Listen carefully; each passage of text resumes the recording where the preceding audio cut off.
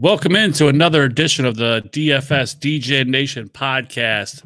Tonight, our normal host, Ryan Williams, is out. It's his birthday, so I guess, it's somewhere in his contract that, he doesn't have to be on his birthday week. So we're giving him the day off. So when we spike this Millie team we're going to make later, he will not be involved in it, which will be just tilting. You got to enjoy your birthday, but didn't win all the monies. So there's that.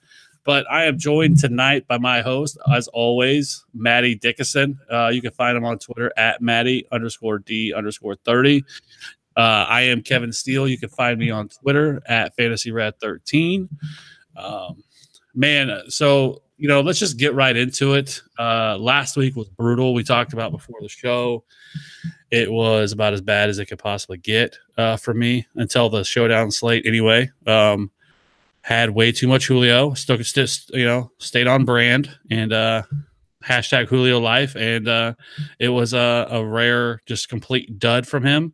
The Falcons were trash. But how was your week 13? I actually had a really good week. I went all in.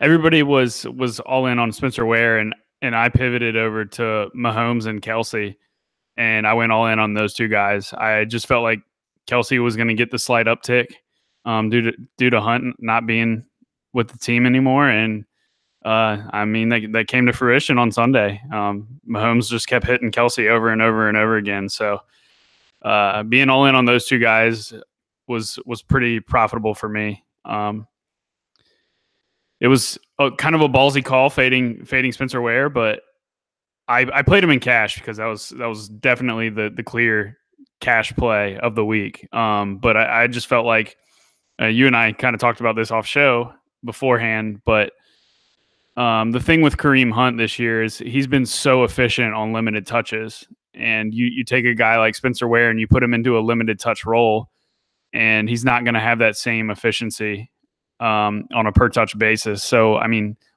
Hunt had seen one game over 20 carries this year and was seeing like 2 to 4 targets on most games. So, he's still in the RB1 territory in terms of volume, but it's not this elite smash volume spot that we normally think of when we think of the top tier running backs like Gurley and Barkley and all those guys. So I thought Ware at like 50% owned was somewhat fadeable in tournaments, and it actually paid off for me as I was able to go elsewhere, especially with Mahomes and Kelsey. So last week was a good week. Yeah, once that news came out last week about Kareem Hunt, it's changed the entire complexity of the slate. Like everything changed.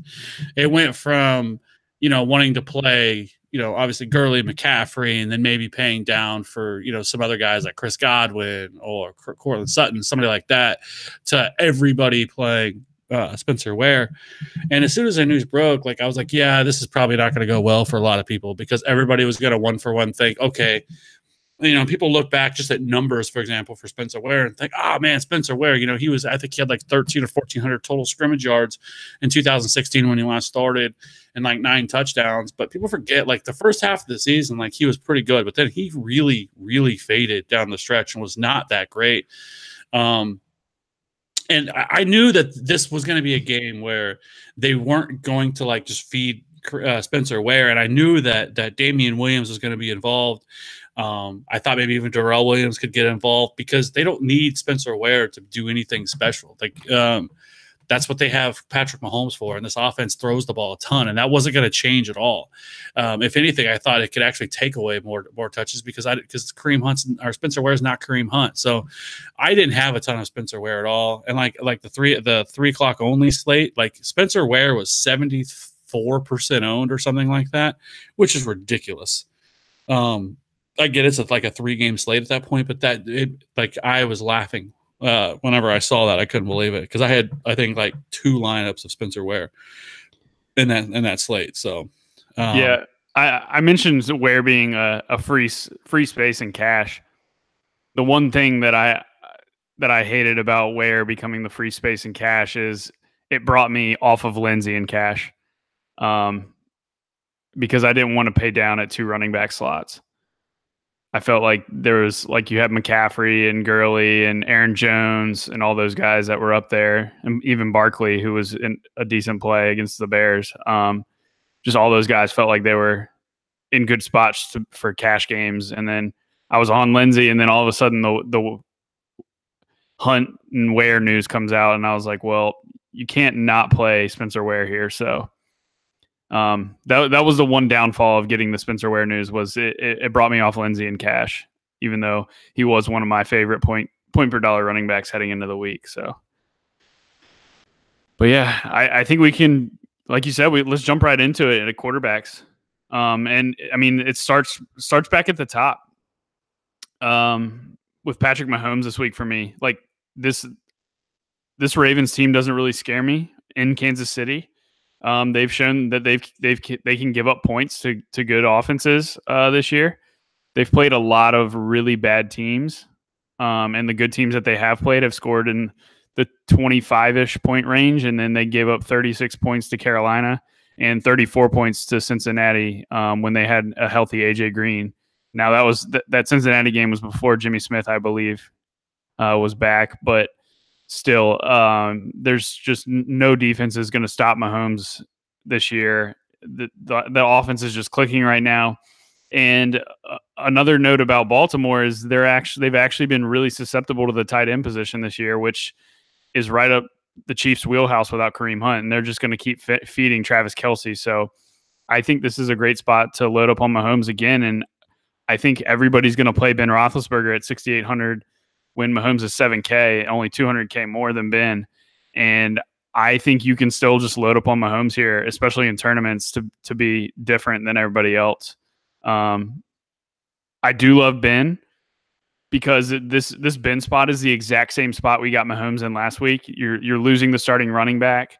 It's now going to become a committee. You're going to have the guy who's going to be the main ball carrier is going to be Stephen Ridley, and he's not going to be, in my opinion, he's not going to be very effective. I mean, he may have an okay stat line because it is Oakland, but you're going to see, I think, the Steelers, who are already throwing at the highest rate in the league.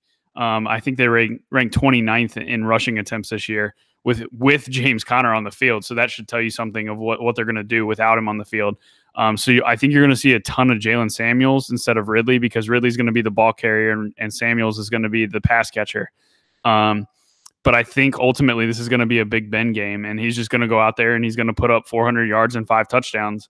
And I don't know how you don't have exposure to Ben in this spot against Oakland, the 32nd ranked pass defense in the NFL. I know they are on the road, but Ben's going east to west this time and not west to east. So I just love Ben this week, and it's going to be between him and Mahomes, I think. Outside of that, I can see I only have interest in one other guy, I think. And that's going to be Aaron Rodgers. And this is more of a narrative type play. I mean, Atlanta is a good matchup, and he is at home. He's kind of struggled this year, but something tells me that Aaron Rodgers may have not been trying his absolute hardest because he wanted McCarthy out the door. And now he's finally got him. I got him out, and I feel like that this is going to be a vintage Rodgers throws for 400 yards and 4 or 5 touchdowns and just kind of says, I told you so. Like, this is what I can do without McCarthy in my ear. So it's more of a gut play for me to play Rodgers this week. But if there was anybody who could go out there and just do whatever they wanted on the football field in terms of throwing the football around, it's Aaron Rodgers. So I'm going to at least have Green Bay pass catching exposure.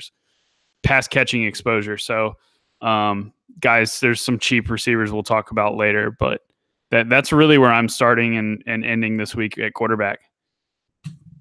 Yeah, I mean, I've kind of thought about the same thing with Rodgers, like wondering the same thing. So, yeah, I mean, there might be something to that. I mean, the guy has all the money. I mean, he's getting a huge contract. So, I mean, he's got a Super Bowl, and if he wants Mike McCarthy gone, it wouldn't really surprise me.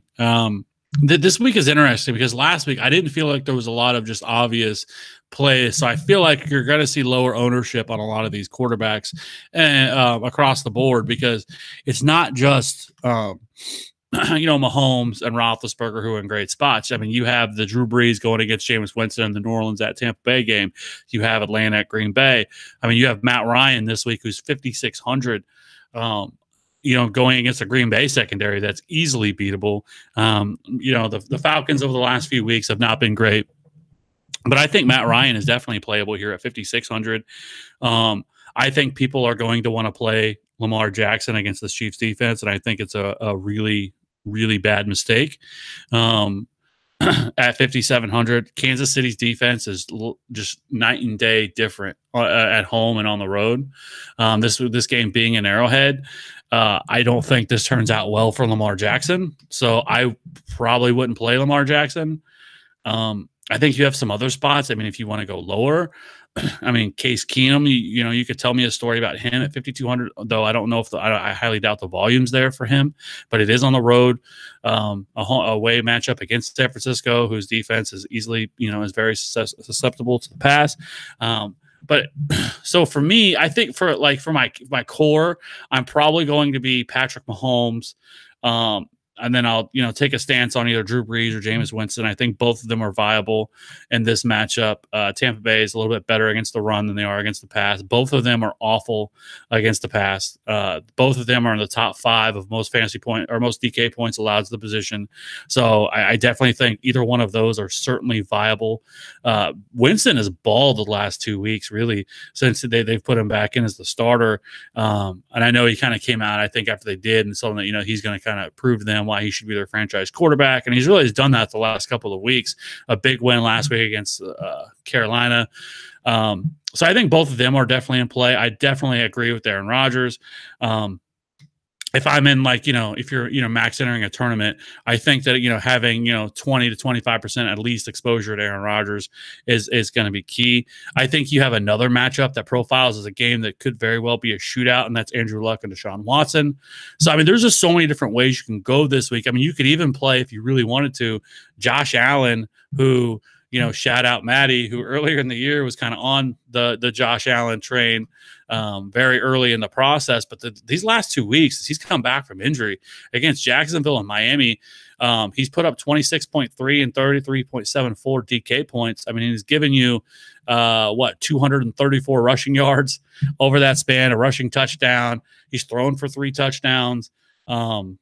So this week against the Jets, there's nothing to scare you there. If you're paying down at quarterback or in larger field tournaments, I know you like to keep a tight core and play in a lot of the 3 max and stuff like that. But if you were to get into something bigger, like the $9 slant or something like that on DK, do you have any interest in Josh Allen this week? Or do you feel like that you're kind of chasing his points? Because if you weren't on him, for me, at least, my point of view is I think if you're not on a guy and then obviously, as the guy gets hotter and he gets more expensive, I don't think that's the time to jump in. It's better to start, a run than it is to jump in middle or what could be the end, because he could go the other way. But how do you feel about Josh Allen this week? Well, so like you mentioned, me being back on him in week 2 against the Chargers, it was solely about his rushing ability. I mean, he averaged 10 carries a game in college. And I saw that as an insane floor for a quarterback who was min price. And in cash games, that's what you look for. But I agree that I think the rushing upside is still going to be there each and every week. I mean, you look at his attempts, and last 2 weeks he had 13 and 9 rushes for 99 and 135 yards. I mean, Jacksonville and Miami are 2 teams you can run on a little bit, but I just feel like he's mobile and he provides a safe floor. I don't know if he's got this ceiling every week of 33 points, but I mean, if it's he's got to get you over 200 yards and throw 1 or 2 touchdowns to reach that ceiling. So you are kind of asking for a lot out of him there. But I mean, if he gets you 50 rushing yards and rushes for a touchdown, he's got you double-digit DK points just on the rushing ability there alone. So I don't hate it. I'd probably, if I'm in that range though, I'd probably play Dak in big tournaments. As much as I love Zeke this week, this is a great Dak spot as well, just because of how awful the Eagles defense is right now because of all their injuries. So I think Dak is pretty interesting, as he's been QB7 since Amari came over. So I think Dak is very interesting in the spot in a game where they're at home, they're playing for the division.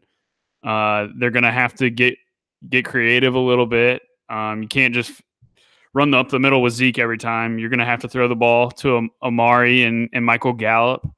So I don't hate Dak here if I'm looking in that mid-5 range. Outside of that, though, it gets pretty ugly. I have no Mark Sanchez interest whatsoever. I've seen his name float around a little bit this week, and I can't do that. That's no thanks. Not playing Mark Sanchez. Yeah, that what could go wrong there? I mean, that God, that's terrible. I couldn't even imagine. Yeah. Who would have thought that in 2018 we'd be talking about Mark Sanchez, as a DFS play? So, there's a couple other quarterbacks that I think are at least somewhat interesting. One, Baker Mayfield is definitely in play. Carolina's defense is awful, just awful. And I think it's taken people a while to get on, to start attacking Carolina because, typically, or at least in seasons past, Carolina's defense has been, up there as, a top 10, top 15 unit. But this year, they've just been gashed all year. They can't rush the passer. This game is at home for Cleveland. We know Baker Mayfield's coming off probably his worst game of the year, where he threw 4 interceptions. It just looked awful. He kind of got it a little bit together at the end.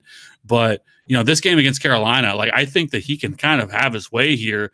And at 5,800 and recency bias, I mean, I don't, he is a little bit more expensive, but I think just given the matchup, if you're wanting to pay down on somebody who I think is going to be, you have low ownership, where you can pair him with a Jarvis Landry or a David Njoku or a Antonio Callaway, I do think Baker Mayfield is definitely in play at 5,800, and I would want to have some exposure. It is kind of wild, though, to see Tom Brady at 5,800, Deshaun Watson at 5,900. I think Deshaun Watson should be priced higher than that, in my opinion. And then seeing Carson Wentz down at 5,400. I mean, Dallas's defense has been really good. Don't get me wrong. But I mean, I could see Carson Wentz getting on top of that, and at that price tag. I know you talked about Dak Prescott, but I don't know. But I guess the main theme for me is there's just so many different directions you could go. You could play Phillip Rivers against Cincinnati, who is complete trash. It also sounds like that Melvin Gordon probably won't be back again this week, so I think that leads to more throwing for Phillip Rivers. So I mean, there's just so many different ways to go, and it's gonna take me a little bit of time to kind of narrow down exactly who I want to play, because I just think there's just so many great spots this week. Yeah, I agree 100%. And this is a week where I think quarterback ownership is going to be kind of spread out, except maybe you see Big Ben garner a lot of it, or the most of it at the top because of the James Conner situation. But I mean, it's just one of those weeks where I wouldn't worry too much about your quarterback ownership, and I would just play your favorite quarterbacks and load up on the pass catchers. But this is a week where I think you'll probably need, instead of normally stacking just one pass catcher with your quarterback, I think you'll probably need 2 from the same team, just because of, like you mentioned, there's so many big ceiling quarterbacks in great matchups this week where they could go out and throw 4 or 5 touchdowns, and it's going to go to multiple different guys, and you're going to need probably 2 pass catchers from the same quarterback. So I would look to try to do that this week, as there are a lot of passing games that are in just awesome matchups with their ceiling unlocked here. But with that said, there's also some running backs that are in some great matchups. And for me this week at running back, it starts with Ezekiel Elliott. He's the 3rd highest priced on DraftKings, and I think that's a mistake. I think he should be the highest priced running back this week. He's seeing over 6 targets a game this year, which is which helps his DraftKings outlook because DraftKings, as we know, is full PPR. So while he's been in the past couple of years been a better play on FanDuel where you hunt touchdowns because it's half PPR over there. Now he's starting to see a ton of targets and be heavily involved in the pass game. And ever since Amari came over, he's just opened up so much for Zeke. And this Philly defense, like I mentioned, is just so banged up right now. And you can really have your way with them. The Redskins probably could have put up some points if Colt McCoy had been in the game all game. But since Mark Sanchez came in, then the Eagles defense kind of got lit off the hook. So don't be fooled into thinking this Eagles defense is back and they're good, because they're not. I mean, look at what AP did to him on the first carry of Mark Sanchez's series. Took it 90 yards to the house, and that's just a glimmer of what Zeke could be able to do over and over again this week. It is just find the gaping hole. The Dallas offense as a whole is just much, much better than the Redskins are. So I expect Dallas to come out and kind of assert their dominance on the Eagles like they did just 2 weeks ago against this team. So I absolutely love Zeke at the top this week. I don't know how you hate McCaffrey and Barkley either, though. I mean, you got McCaffrey against Cleveland and Barkley against Washington, two PPR guys that you want to play almost every week. So I don't hate you if you want to play either of those guys as your RB2 behind Zeke this week. And then scrolling down a little bit, I like Aaron Jones again here. I think he could be pretty heavily involved, possibly, especially in the pass game. We could see some Aaron Rodgers to Aaron Jones passing touchdowns here against Atlanta, who just funnels passing targets to the running back position. So I think Aaron Jones is a great play this week, especially with McCarthy out of town. So he's going to have hopefully a safe workload. And then Nick Chubb, like you mentioned, this Carolina defense is just not good. I think they're overrated. And while they've kind of been respectable against the run a little bit, I think Nick Chubb is starting to become a little bit matchup proof because he is showing that pass game involvement has kind of run Duke Johnson off the field a little bit. So he's somebody I'm looking at. And then we start getting into the cheaper guys like the Justin Jackson against Cincinnati. If like there was a report that came out saying Eckler is pretty banged up and tired right now because he's not used to all this usage. So we could see more of Justin Jackson this week if Melvin does sit, because they want Eckler to still be playing on special teams and all that. So I do like Jackson this week. And then I think if you're going to play a Steelers running back, I think you should play Jalen Samuels. Because like I mentioned with Big Ben, Samuels is going to be the pass catching running back. And I think the Steelers are just going to come out throwing. And while I think Ridley gets probably maybe 8 to 10 carries, I don't think he's going to be efficient enough to do anything to burn you if you don't play him. So I'll be fading Ridley, and I'm not sure if I'm going to play Samuels yet. If he's going to be the highest owned player, I'm probably going to stay off of him, and I'll look to play somebody like Justin Jackson or even like a Jeff Wilson for San Francisco, who should get the bulk of the carries for the 49ers with Breida being out this week already. They want to see they're in evaluation mode, and they want to see what they have in these young guys. And Jeff Wilson has actually looked very good. He's passed the eye test. He's putting up stats. He saw 9 targets last week and caught 8 of them for 70 something yards. So Jeff Wilson he's kind of shown that he's already not game flow dependent, if you will. So that's my short list at running back. Where are you looking at this week, Kev? Yeah, so one, I think that's going to kind of decide the slate, because I feel like that you're going to have a lot of people that want to pay down at running back because, you have all these options. Like last week, there weren't a ton of these low price, Spencer Ware.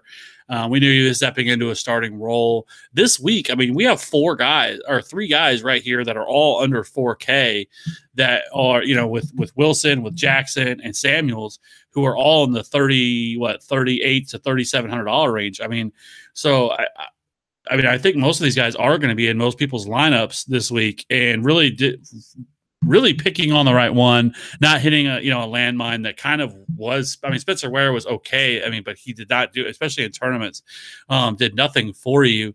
I agree that I think Justin Jackson is the best play of these running backs, though I do think that I think all of them you can make a case for, because Jeff Wilson looked great last week. And this, Denver, like I've mentioned, is on the road. They are not nearly as good, away from home. And so I do think that you should have some interest in Jeff Wilson, especially with his involvement in the passing game. I mean, he really is like a true workhorse back. And I think you can kind of see the same role from Justin Jackson. Jalen Samuels, I think he probably will be relegated to more of a passing down role.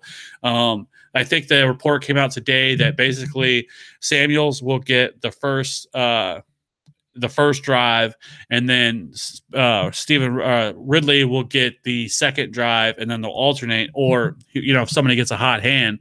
So I think that's pretty risky to mess around with, because we can't really you're not really going to be able to, I think it'll be hard to, pinpoint, exactly how many touches that these guys are going to get and what kind of game it becomes. I mean, if the Steelers boat race the Raiders, which they very easily could in this game, then, I mean, how much do you even see of them anyway?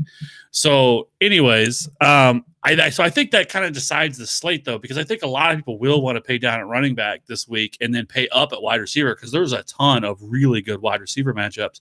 But for me at running back, I mean, Christian McCaffrey at the $9,300 price range is kind of in that Todd Gurley kind of area for me. And if he doesn't smash, then, I mean, if he goes out and gets you 28 DK points, I mean, that's not what you're looking for at a $9,300 running back. With so many other running backs in great spots this week, I just don't think you need to go there. I mean, obviously the dude can go ham. I mean, he did it a couple weeks ago where he scored 50. And then if you kind of look at Cam Newton, I mean, Cam Newton, we saw at the end of that game last week where he comes in and, I mean, he couldn't even, the Hail Mary at the end of that game, that they brought in some guy I've never heard of to throw that ball, because he just can't. I mean, something's wrong with his arm, his shoulder, something. And so you're seeing all these short, intermediate passes. You're not seeing them throw deep anymore. And so that's really benefiting Christian McCaffrey. So I get the play, but I just think at his price, I just don't think you need to go there. Like you mentioned, I think Zeke is in a great spot. Saquon is always in play. But I think Alvin Kamara, in the lower price of these 8K running backs, I do have a lot of interest in him. I do think that this game is going to be a shootout. If that's the case, that profiles well for Alvin Kamara. And I think this could be a spot where he really explodes. It's been a few weeks since we've really seen a big Alvin Kamara week. So I like him a lot at a reduced price at 8,100. I'll have a ton of Alvin Kamara. I definitely agree with Aaron Jones. I think you see him kind of go back to being the feature role, though there is some risk there, because we don't really know what Joe Philbin's going to do. But I think it makes a lot. I mean, Atlanta's awful against the run. I agree with Nick Chubb. I think he's definitely in play at his price tag. Moving further down, I will not play Austin Eckler, whatever his role is. I will not play him. $6,200 for Austin Eckler. No thanks. I will pass on that. And then, again, like I said, you kind of move down from here. I do think Gus Edwards, is interesting at 4,500 against the Chiefs.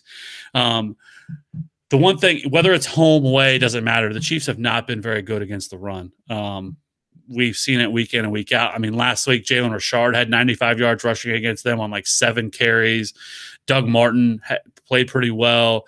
I mean, everybody just has been able to run all over them. So I do think Gus Edwards at 4,500, I do think is pretty interesting. I don't think he's going to carry any ownership. So I do think this is a good spot for him at that price tag. A little bit more expensive than some of the other guys. And then, like we've talked about already with Jeff Wilson, Justin Jackson, and Jalen Samuels, if I was going to rank them, it would be Jackson 1, Wilson 2, and then Jalen Samuels 3 for me. But I think I'll probably have exposure to all 3 of them, because I could see one of them really having a big day. And then if you're wanting to pay really far down, what is your thoughts on Darren Sproles? He kind of came back last week, got the touchdown. And as somebody who I do think is a threat to a Josh Adams and, the rest of that backfield. I think at 3,300, Darren Sproles is somewhat interesting, as I think they try to incorporate him more into the offense to get him more, especially as a pass catching back. But at that price tag, it's kind of hard to ignore. Do you have any interest in somebody like that? I know Dallas has been a solid defense, but do you have any interest in Darren Sproles? Yeah, I would if it was a different matchup. Like you said, Dallas has just been so good over the last few weeks. I mean, they even bottled up Kamara, but granted they did make it a specific game plan to stick a cornerback on him. They let Jordan Lewis go play man to man essentially with Kamara, and it worked out extremely well. Which I don't think they will focus on Sproles like they did Kamara, but I still think that their linebacking core is extremely fast, like Jalen Smith and Van Der Esch and Sean Lee. They're all just incredibly athletic, and they're very good at making open field tackles. And that's where Sproles excels, is in the open field and where he can make guys miss. So I don't think this is the week that I'm going to go down that far. Like you said, like, I think it would just make sense to just pay a couple $100 more for a guy like Jackson against Cincinnati, or a guy like Wilson, even though he's got a little bit tougher matchup against Denver. Those guys' workloads are a little bit more locked in than Sproles. And had Sproles not run for that touchdown, he would have had a pretty bad game against Washington. So, yeah, I'm off Sproles.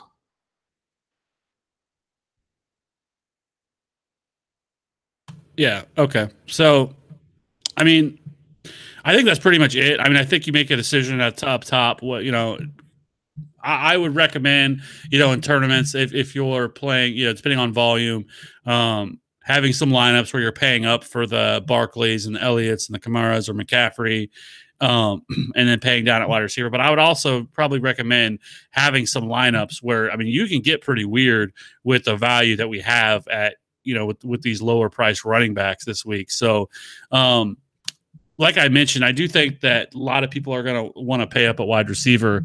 So let's move over to the wide receiver position. I think we've kind of hit on all the main guys that I think people are going to have questions about anyway. So at wide receiver this week, it's going to be interesting because you have Antonio Brown, who is, he's playing the Raiders. So AB is just a monster, and at 9K, I honestly believe he should be a little bit higher price than that. I think he should be in like the $9,500 range with this matchup.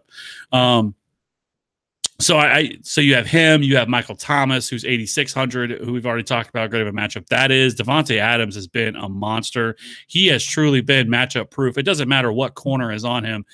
He has excelled. He is only 8,400. You have Odell Beckham, who's 8,300. Juju Smith-Schuster, who's 8,200. Ty Freak, who at 8K, you definitely can have some interest in, because there is not a corner in this league. There's not a defense in this league that can really stop him. He had a terrible week last week, but he should have had a big week. There was a couple. He was wide open on one play that Pat Mahomes missed on him. He could have had a couple long touchdowns last week, just missed. That's the life of playing Tyreek Hill. But when he goes off, he has an upside that no other player in the league has. He can outscore everybody. So I do think at 8K you can have some interest in Tyreek Hill. And then we have my dude Julio Jones at 7,900. This is a much better matchup for him this week going against Green Bay.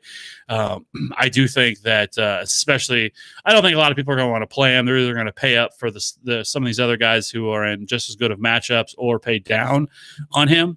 So I don't think he's going to carry much ownership, which again, I love to burn my money when it comes to Julio Jones, but I do think he's in play. And then from there, you have Keenan Allen, who went absolutely nuclear last week. Went against the Steelers. Him and AB put on a show. This is kind of what happens with Keenan Allen. He starts the year, he's horrible, or he's mediocre at best, and then he turns it on, and in the second half of the season wins people's fantasy championship and money. So going against Cincinnati, they can absolutely torch this team. And I think Keenan Allen, I don't know what the Steelers' game plan was last week. Putting linebackers on Keenan Allen made absolutely no sense, but I digress. So I'll have a lot of Keenan Allen at 7,400. I think Amari Cooper is in a fantastic spot. I think you could, I think DJ Moore is definitely in play at his price tag at 5,700. I will not be playing any Tyler Boyd because when AJ Green's not out there, I think he's had one like decent game otherwise. This week, Sammy Watkins sounds like he's back. He practiced in full today. So that's something to watch with him at 5K. Chris Godwin. It sounds like Deshaun Jackson, they may end up shutting him down for the year. So Chris Godwin in this matchup at 4,900 and Adam Humphries at 4,900. Both of them had monster weeks last week. I think Godwin and Humphreys are both in play. I love Godwin, especially if Djax is out. 4,900, that's still too cheap for him. I think that you can get a lot of him. I think Marshawn Lattimore will be probably exclusively on Mike Evans. So I definitely think that you can, go all in on Chris Godwin. He did not carry as much ownership as he should have in that game. And then, we had today the big breaking news of Manny Sanders tearing his ACL in practice. So Cortland Sutton, who else is left there? It's Cortland Sutton. It's Bayshawn Hamilton, who is free at the nut minimum at 3K.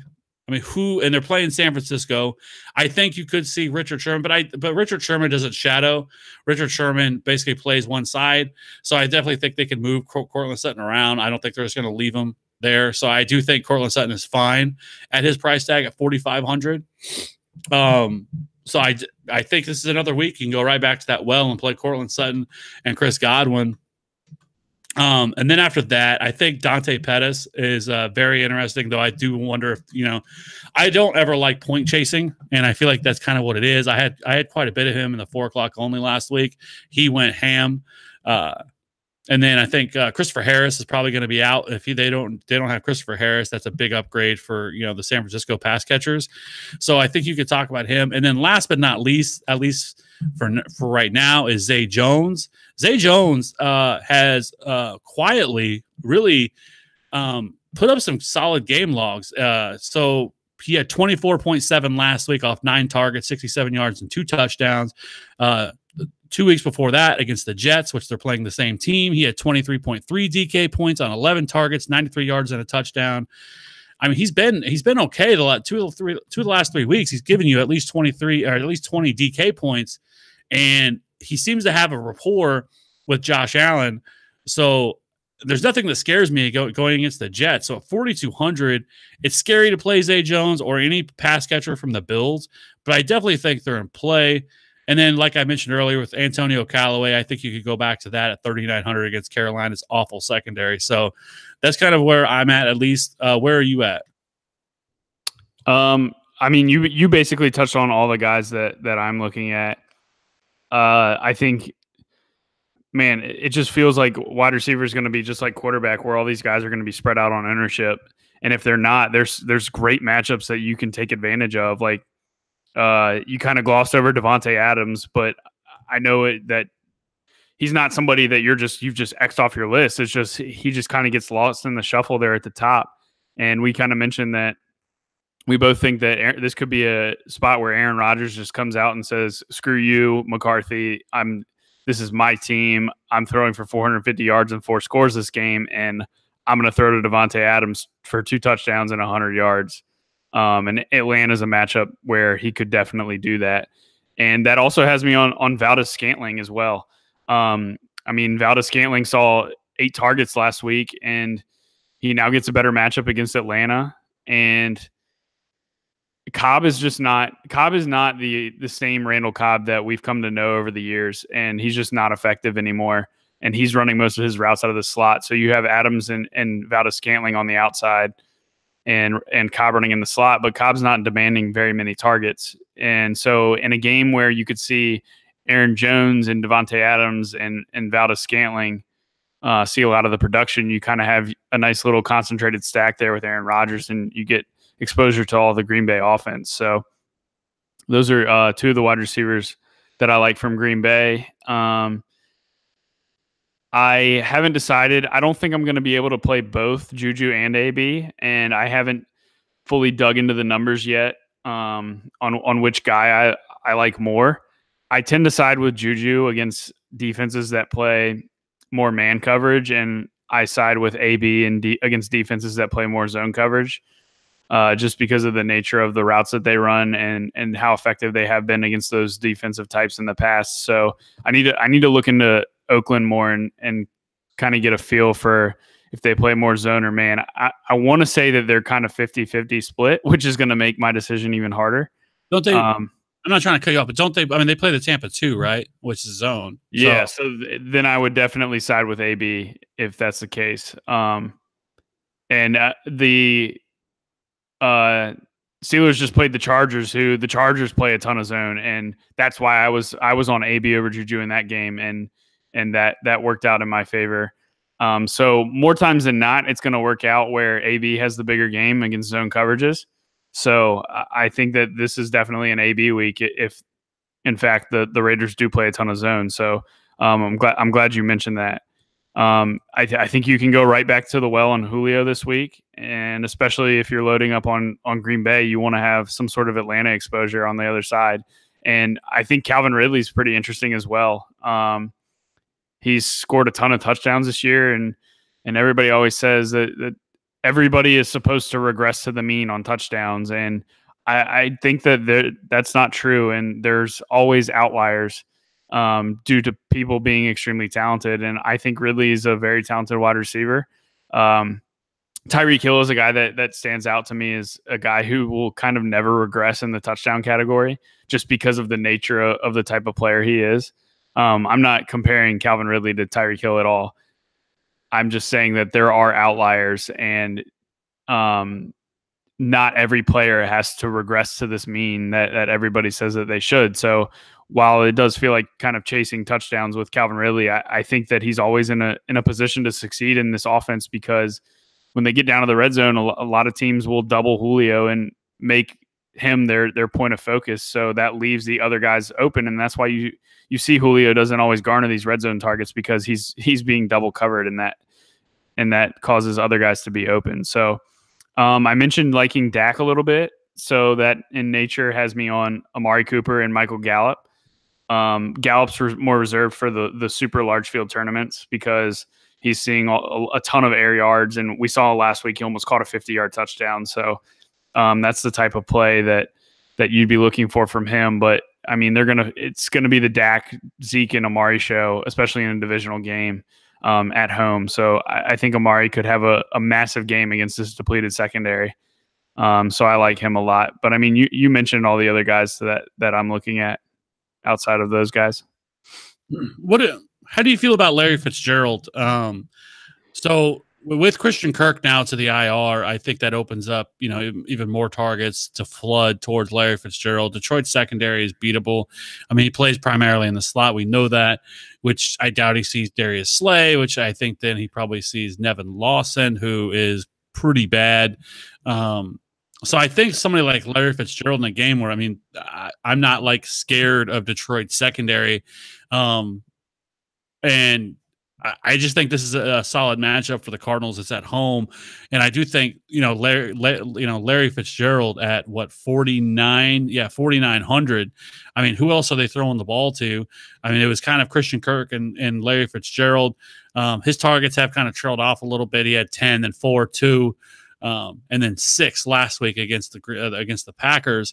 But I do think this could be a game where he sees 10 targets and, finds the end zone. And at 4,900 price tag, I mean, I think he's at least a nice pivot off of, Chris Godwin or Adam Humphries, who I think are both going to be pretty chalky, and then Cortland Sutton, who's 4,500.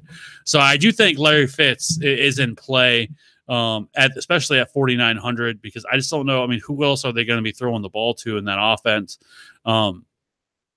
JJ Nelson or Chad Williams or, so I do think that he is a realistic option this week at his price tag. So, yeah, I don't know. I just feel like he carries way more name value nowadays than he should. I don't know. He's on the brink of retirement, and he's just really, really slowing down. I don't know. And that Arizona offense, like that pass game, is just not good. And I mean, Fitzgerald has had one game over 100 yards all year. And I just can't see Detroit pushing them very much in this game, causing them to want to throw a ton. I'd rather probably pay 300 more for Calvin Ridley going up against Green Bay in a game that Aaron Rodgers should put up a ton of points. So yeah, I don't know. I'm off Larry this week. I do, and I mean, unless you think that there's a narrative there that it is kind of one of his last few weeks, and they just start to feed him the ball. But he may want to kind of make it out unscathed without an injury as well, since he is about to retire. So I don't know. I don't think I'll end up on Larry, but I wouldn't hate you if you played him at 4.9. Like 4.9 is not on a full PPR site. If he does, like you said, if you think he gets 10 targets at 4.9, I mean, that's not going to kill you. No, you're right. I mean, there is a ton of guys in this price range that are viable. Like Chris Godwin, Humphreys, Larry Fitz, Golden Tate at 4,800. We know, that he's already played him. What now? This will be his third game this year playing the Cowboys. The second one was I think it was his first game with Philly. They seem to be trying to get him the ball more, especially last week. He caught one of the touchdowns from. 7 targets. I mean, he's getting the volume. I mean, he had 7 targets. Last week was his best week with 7 for 85 and a touchdown. So Golden Tate at 4,800. He's not going to be seeing Byron Jones. It's really going to depend on, what kind of game this turns out to be. Is it a slow scoring slugfest? Is it a 16-10 type of game? But I do think Golden Tate is interesting. His career, he's torched the Cowboys. So I do think he's interesting as well. So to me, so I think it's, like I said, we've talked about it. I do think it's going to be interesting, and it's probably going to be something you're going to want to try to take a stand on this week is, where do you want to go? Do you want to, because I do think this week contrarian build is going to be paying up at running back and paying down at wide receiver, and there's plenty of ways to do it, but it's tough because I really like some of these top end wide receivers as well. But I do think that there's so many different directions you can go this week because, there's 7 wide receivers that are down in this range. We didn't even talk about Traquan Smith, who's probably going to be back this week, who gets the Bucks, who is just trash. And again, if it's high scoring, you're going to see more volume for these pass catchers from New Orleans, and it's not going to be a game where they're trying to run the ball a ton. So I don't know. I just think this week is interesting. There's so many different directions to go. And really, I think there's plenty of ways you can be contrarian. There's no obvious, like it was last week with Spencer Ware builds. Yeah. I think you could even take a shot on the Dolphins receivers. Both Stills and Parker are down there in the 4K range. And I mean, they're basically last men standing for the Dolphins. Like Amendola's hurt. Albert Wilson's hurt. Jakeem Grant is hurt. Like, they have Drake, Stills, and Devontae Parker as their only pass catchers. So, and New England struggles with speed, which could lead to Stills or Drake having a big game. So, they're very interesting for tournaments as well. But is there anybody else you wanted to talk about? I think we covered basically all of them. The only other one that I wanted to at least touch on real quick was Bayshawn Hamilton. We kind of talked about him earlier. What is your thoughts about him this week? We know no Manny Sanders. It is tough because the Broncos, we know, are a low volume offense. They're going to try to run the ball. However, they're going to have to throw the ball to somebody. I mean, I don't think that that Cortland Sutton's going to see 20 targets or 15 targets. So the targets are going to have to go somewhere. Hamilton, is the absolute perfect fit for a slot wide receiver to kind of fill in for Sanders' role that he was doing there. So what is your thoughts there with the Broncos, pass catchers outside of Cortland Sutton? Do you, and like I said, Hamilton is 3K on DK. So, you're paying the minimum for a wide receiver who could potentially see 5 to 7 targets. So would you have any interest in him if you are max entering a tournament, if you're playing in, a little bit more volume than what you typically would? I have interest in him even in single entry to 3 entry max. Like you said, min price is a big deal, and you get a guy who's going to run probably, I would guess, 85 to 90% of the routes and he's going to play in the slot against a team where really the right side of the field where Richard Sherman is the only side of the field that they've been efficient at defending. Like now you get Deshaun Hamilton and Cortland Sutton. I do agree with your point though that the Broncos are kind of a low volume pass offense and they are run first and they try to establish Phillip Lindsay.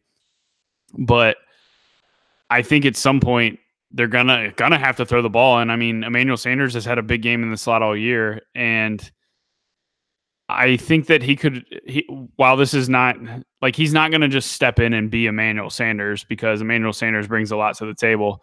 But I think Deshaun Hamilton can do a good job at trying to be his best impersonation of Emmanuel Sanders and can fill in for him extremely well. So you're not, and again, he's min-priced, so you're not giving up much for him at all. And on a site like DraftKings where it's full PPR, and let's say he does see 7 targets and catches 5 of them for 50 yards, you're now at double-digit DraftKings points, and you have a 3K guy who is allowing you to pay up at the rest of your roster to jam in all these high-priced guys that we've talked about. So I absolutely can get on board with a min-price guy who's going to run probably 85% of the routes.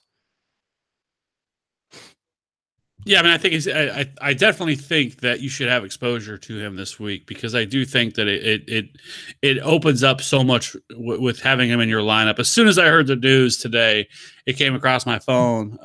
Immediately, I'm like, "Yep, like it's Deshaun week." So, yeah, I mean, I think we've pretty much hit on all the wide receivers. I think unless there's somebody else you want to talk to, I think we can jump over to tight end, which is pretty interesting this week. Yeah, no, let's hop on over to tight end. All right, so you have a tight end this week. You have Travis Kelce, who somehow went down in price. So he's only 6,700.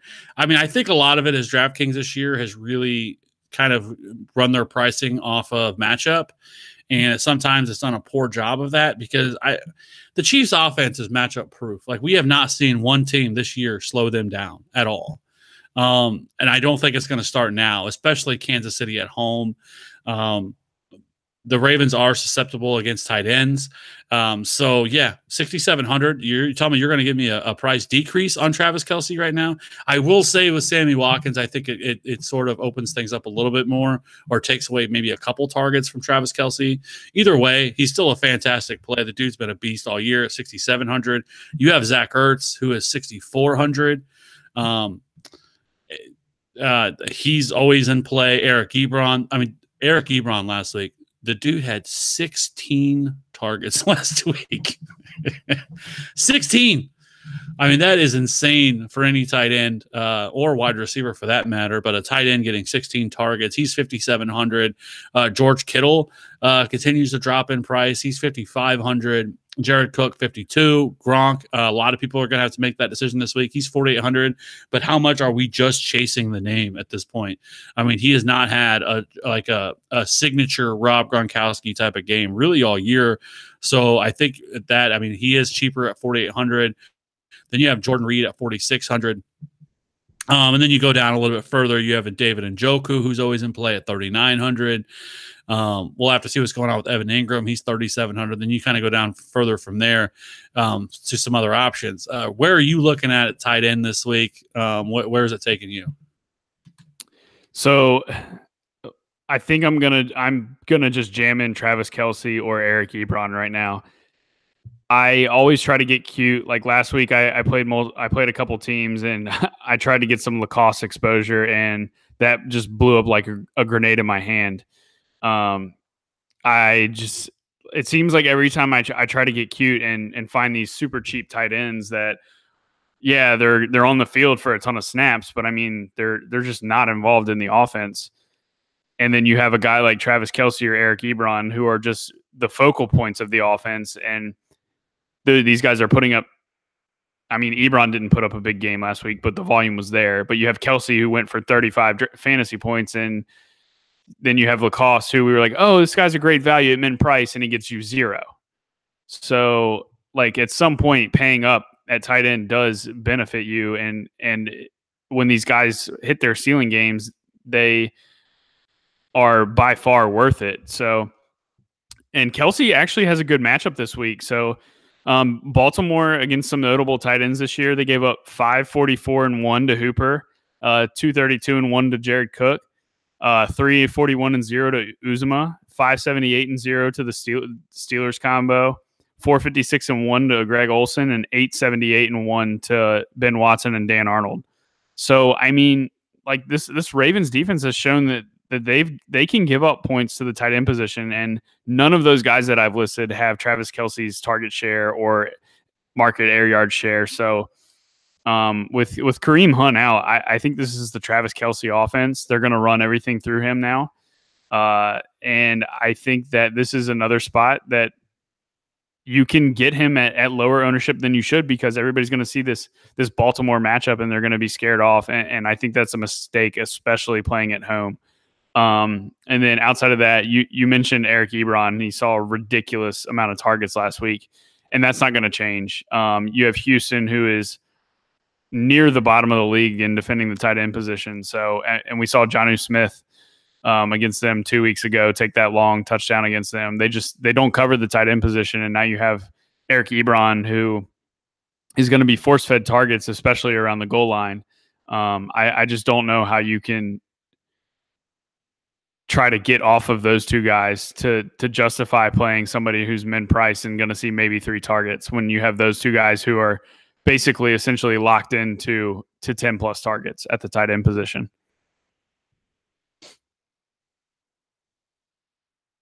No, it totally makes sense. For me, it's definitely, I mean, I'm playing Travis Kelce.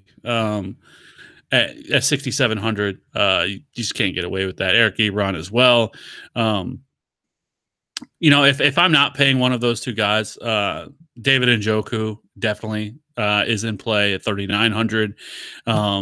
He's kind of been up and down lately, but I think this is a solid bounce back week for him. We've already talked about how bad Carolina's defense is, especially their pass.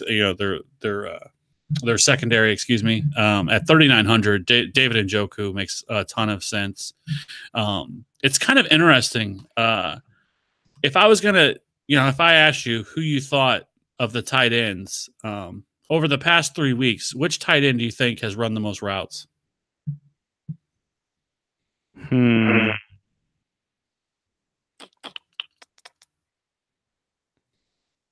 I would have to say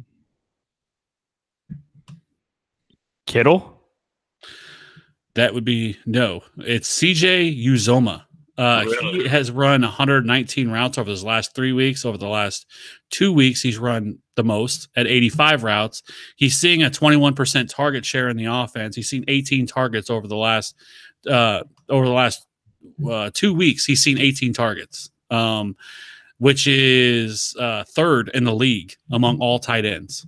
So, I mean, I think that goes back to the whole quarterback and like the backup quarterback and backup tight end connection. Well, so week 12, he had 12 targets. Didn't do a whole lot with them. 6 catches, 39 yards. And then last week he had 6 targets, 5 catches, 33 yards. He's 3,500. So, I mean, he's playing the Chargers, which isn't a great matchup. It's on the road.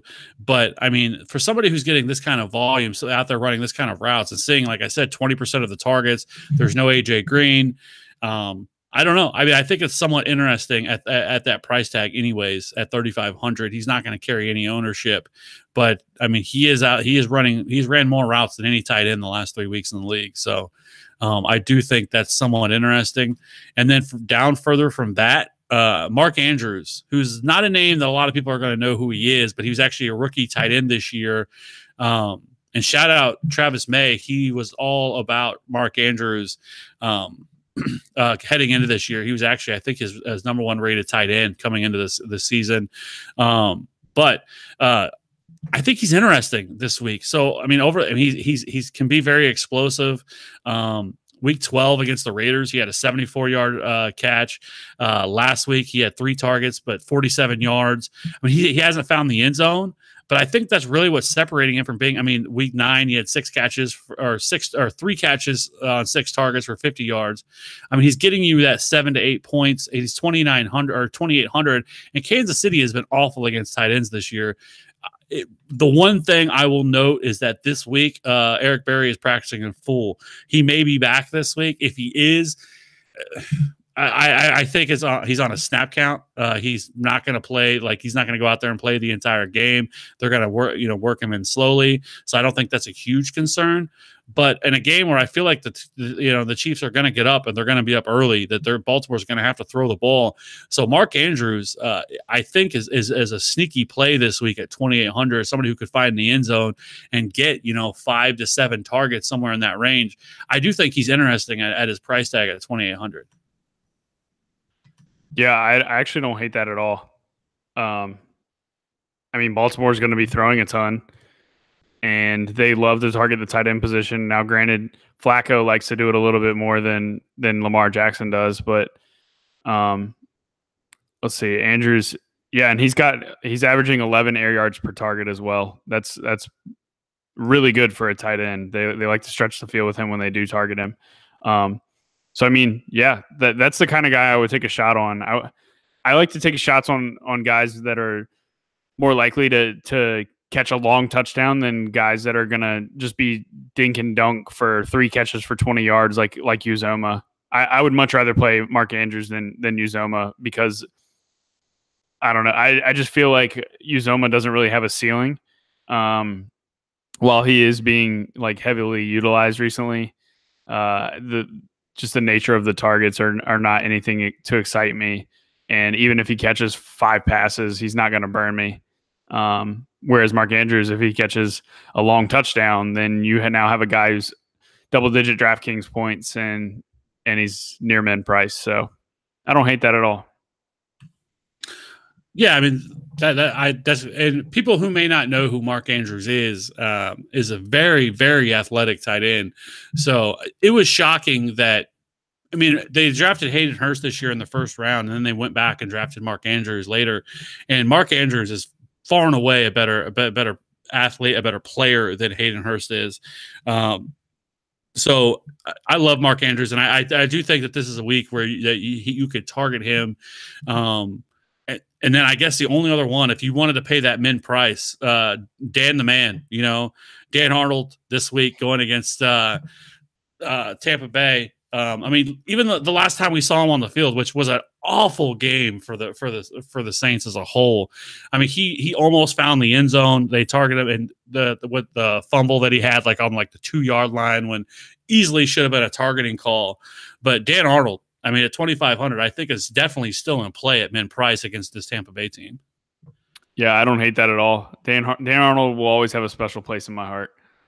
Yes. So so for me, I think that's about it at tight end. Unless there's someone else you want to talk about, I think those are kind of the spots. No, I think we can move on to defense.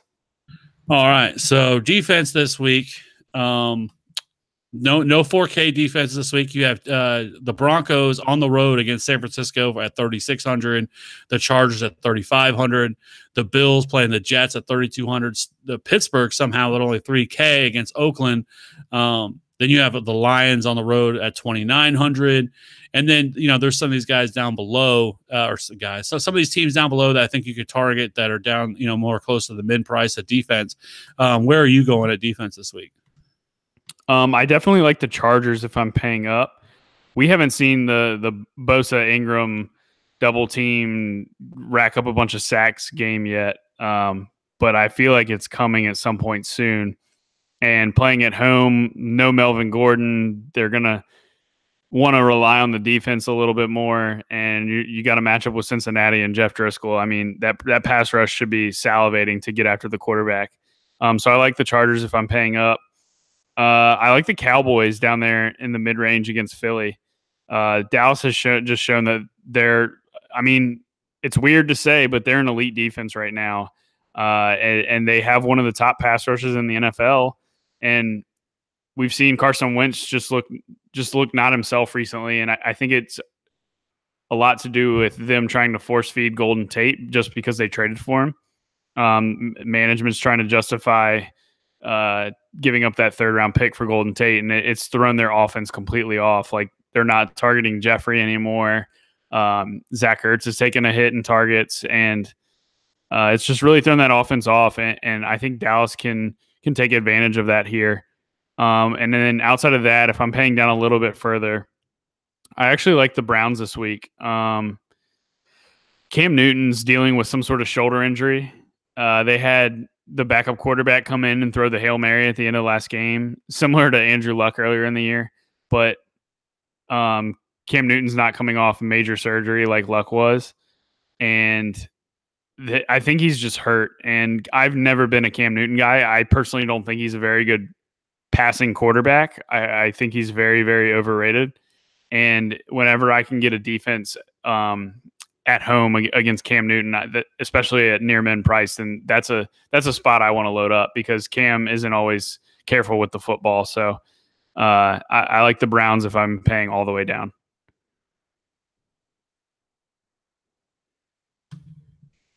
I think that's an interesting call with the Browns. I do think, we just saw it last week.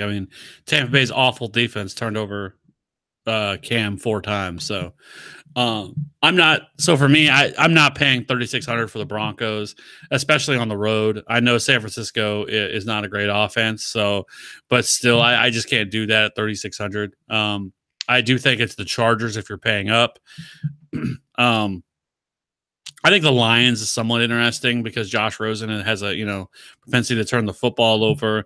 The Saints, much more like a game like we've talked about in the past, where games that you see that are high scoring, targeting the defenses is actually a pretty good call because of the opportunities they're going to see. And we know that Jameis Winston, who has not turned the ball over, I don't think, the last 2 weeks, can always turn the ball over 2 or 3 times. So the Saints at 2,700, I think, is very interesting. And then if I'm paying down, the one defense that I want to pay down for is the Chiefs at 2,300. They're at home.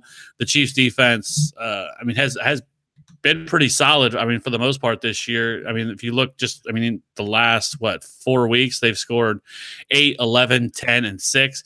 They are able to get to the quarterback with Justin Houston and Dee Ford and Chris Jones. They are very opportunistic defense. They're always looking for interceptions. They've scored 4 touchdowns this year on the defensive side of the football. So I did at 2,300, rookie quarterback coming into Arrowhead is never a favorable thing, and the Chiefs play so much better at home. So I do think $2,300 Kansas City. I am all about that life. I can get on board with that for sure. Yeah, so I like that call a lot. Yeah, so I think that's kind of where I'm at with those. I don't think there's any need to get any more cute with the defenses than that. So I guess we can move on to building this what we do every week, where we build our week 14 lineup, and it's just me and you this week. So why don't we go ahead and do that? So how about you go ahead and start it off? All righty.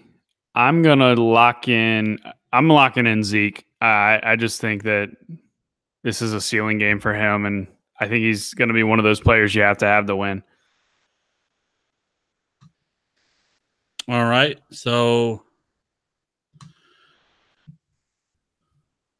I'm going to go back to the well, and I'm going to play Aaron Jones. I like it. Let's load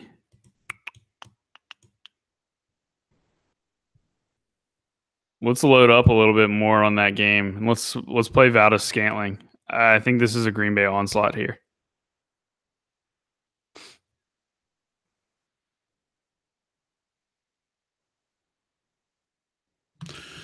Well, if we're going to be doing that, then let's just go ahead and lock in Julio. All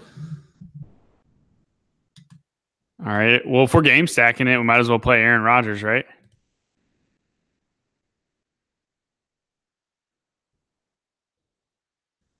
Yep. All right. So we have wide receiver, tight end, flex, and defense left at 39.75 remaining. So I'll tell you what.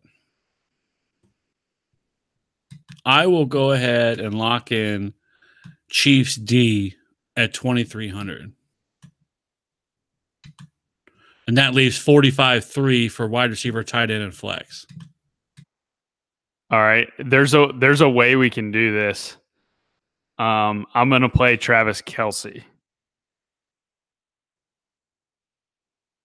We can make this work. All right. Well, in the flex, then I'm going to make. Oh no, actually, at wide receiver, I'm going to go and drop in Ashawn at 3K, which leaves what I was hoping you would do. at flex, which leaves us, I would assume, one of the 3 running backs. Yep, that is exactly what I was hoping you were going to do. Yep, let's play Mr. Jackson against Cincinnati. And there you have it. I'm sorry, Miss Jackson. I am for it. So there you have it. Aaron Rodgers, Ezekiel Elliott, Aaron Jones, Valdez-Scantling, Julio Jones, Deshaun Hamilton, Travis Kelce, Justin Jackson, and the Chiefs defense with $100 remaining left over. I love that team. That team's awesome. I was thinking the same thing. I absolutely love that lineup. We're going to drop that in. Yeah, I think that's a winner right there. Sorry, Ryan. You know, yeah. we'll send you a Christmas card or a birthday card. Yeah, I'll send him a birthday card with $5 in it. Say happy birthday, Ryan. Glad you could take the time to spend your birthday with your friends. Like we're not here to just talk football. We're here to bond. We're friends, man. And he let us down, but it's okay. We'll forgive him. It's his birthday. Yeah, so everybody run out on Twitter and find Ryan Alexander _W, and once we all spike this lineup, and sorry, no money's for you, bud, but that's the way it rolls. So another week's in the books for the DFS DJ Nation podcast. Again, I'm your host, Kevin Steele. You can find me on Twitter at FantasyRat13. You can find Maddie at Maddie _D_30. You can jump into our Slack chat. We talk about this every week, but it gets pretty lit in there. We have a lot of fun, and it's free. Did I mention that? So especially, with season long winding down, if you're out of the playoffs, what have you, and you're wanting to get into some DFS, especially playoff DFS, I think we crushed the playoffs last year, and we'll probably crush it again this year. So with all that coming on, it's free. All you have to do is jump into just jump into our DMs. It is at DJ Nation Pod on Twitter, or you can just jump into mine at FantasyRat13, and I will get you in there. All I need is an email address, and that is it to get you into the Slack. Other than that, if you can give us a big thumbs up, whether you watch us on YouTube, or if you can jump into, or leave us a rate or review on whatever, podcast app you listen to, whether it's Stitcher, iTunes, Podcast Addict, Podbean, whatever it is. We greatly appreciate it. Helps us, whatever feedback you might have for us. Again, we really appreciate it. Let's spike this week. And so I guess, as Ryan would say, we out.